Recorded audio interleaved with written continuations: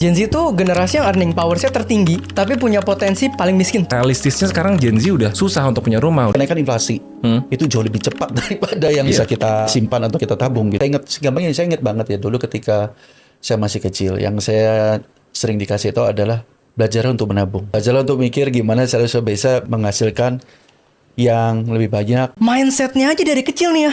Ada orang yang ditumbuhkan, apa itu investasi? Harus kenal investasi.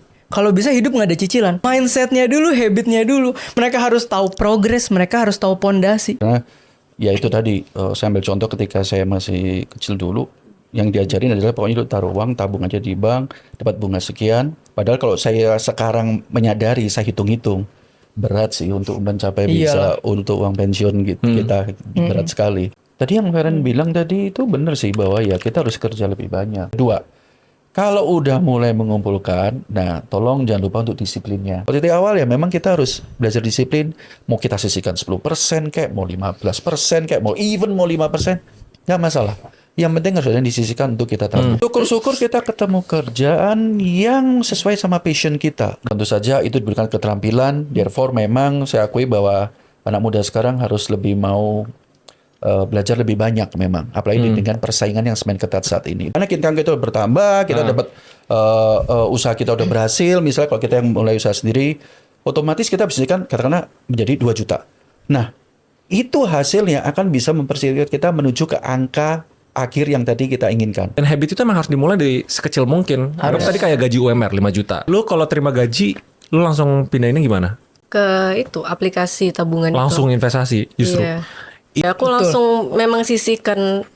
Aku langsung kayak budgeting tiap bulan pengeluaranku segini. Soalnya kenapa aku ngelakuin itu? Karena aku takut miskin di hari tua. Maksudnya takut nggak bisa hidup enak gitu loh. Iya. Mungkin nggak bisa hidup enak sih. Takut nggak bisa hidup aja. Tapi diajarin dari siapa? Mulai dari mana? Memutus rantainya dari mana?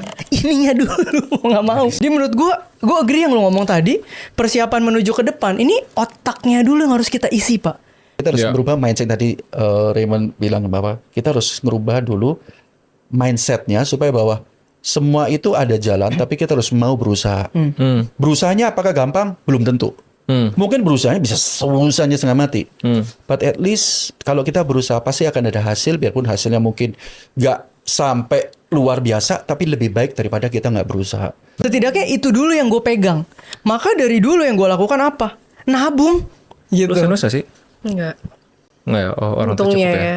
Tapi yang saya bisa bilang adalah semakin awal orang itu menyadari untuk melakukan menyisihkan, terlepas kecil apapun yang saya bilang, itu lebih baik.